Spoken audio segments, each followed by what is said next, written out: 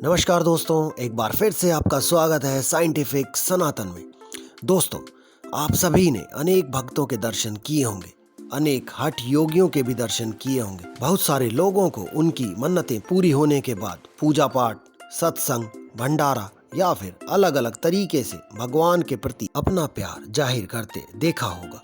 लेकिन दोस्तों, आज हम बात करने जा रहे हैं एक ऐसे ही भगवान की सच्ची भगत की, जिनका इंतजार अब 30 साल बाद पूरा होने जा रहा है। इनको अगर कलयुग की माता शबरी कहें तो कोई बड़ी बात नहीं होगी। जैसे माता शबरी के लिए कहा जाता है, मीठे फल चक्कर नित्य सजाए थारी, रास्ता देखत सबरी की उमर गई सारी। इन पंक्तियों में माता शबरी की भगवान राम के प्रति सच्ची भक्ति और प्रभु के दर्शन के इंतजार में बिताए पूरे जीवन के बारे में बताया गया है। जिस तरह त्रेता युग की माता शबरी ने भगवान राम की एक झलक पाने के लिए उम्र भर इंतजार किया और आखिरकार राम जी ने उनकी कुटिया में आकर उनको दर्शन दिए, उसी तरह इस कलयुग में भी एक शबरी की कहानी सामने आई है, जिन्होंने अयोध्या में राम मंदिर बनने के इंतजार में पिछले 30 साल से मौन व्रत धारण किया हुआ है। यह सच्ची कहानी है झारखंड के धनबाद जिले की माता सरस्वती अग्रवाल की।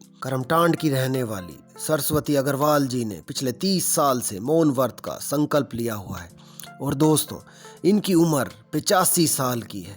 जब इन्होंने यह व्रत लिया था तो यह करीब 55 साल की थी और इन्होंने यह प्रण किया था कि जब तक अयोध्या में राम मंदिर नहीं बन जाता वह कभी नहीं बोलेंगी। हालांकि अब उनका यह इंतजार खत्म होने वाला है और 22 जनवरी को अयोध्या में प्राण प्रतिष्ठा के दिन ही इनका मौन व्रत और यह इंतजार दोनों खत्म हो जाएंगे। माता जी का ज्यादातर समय अयोध्या में ही बीतता है। 22 जनवरी को भी वह राम मंदिर की प्राण प्रतिष्ठा के दिन राम सीताराम कहकर ही अपना मौन व्रत तोड़ेंगे। सरस्वती जी अपने मन की सभी बातों को लिखकर बताती हैं। वह मंदिर बनने से बेहद खुश है।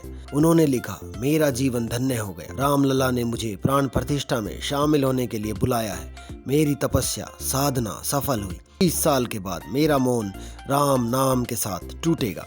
माता जी मूल रूप से राजस्थान की रहने वाली हैं, लेकिन वो कभी भी स्कूल नहीं गई और 65 साल पहले जब उनकी शादी देवकीनंदन जी से हुई तो उन्होंने ही उन्हें पढ़ना लिखना सिखाया।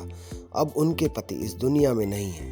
35 साल पहले ही उनका देहांत हो गया था, लेकिन उनके द्वारा दिए गए ज्ञान से माताजी ने सभी धार्मिक ग्रंथों को पढ़ना शुरू किया और वो आज भी यह कर रही हैं। यह उनकी एक दिनचर्या का हिस्सा है।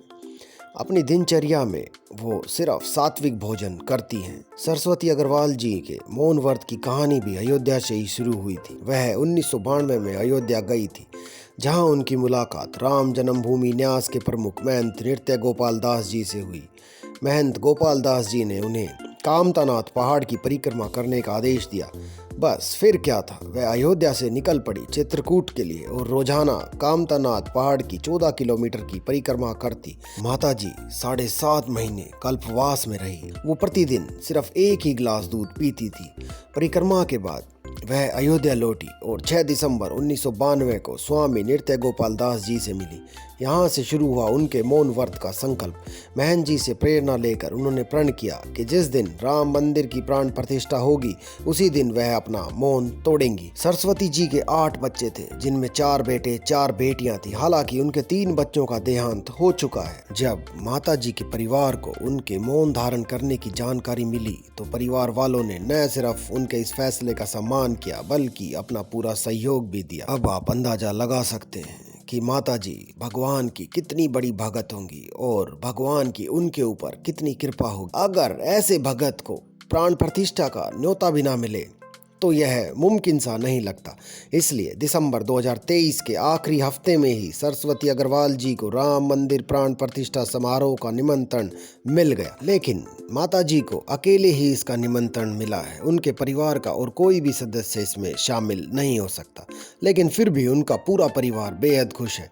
8 जनवरी को सरस्वती देवी के भाई उन्हें अयोध्या लेकर आ गए। महंत नृत्य गोपाल दास के 2 शिष्य मनीष दास जी व शशि दास अयोध्या धाम रेलवे स्टेशन पर उनका स्वागत करने के लिए पहुंचे।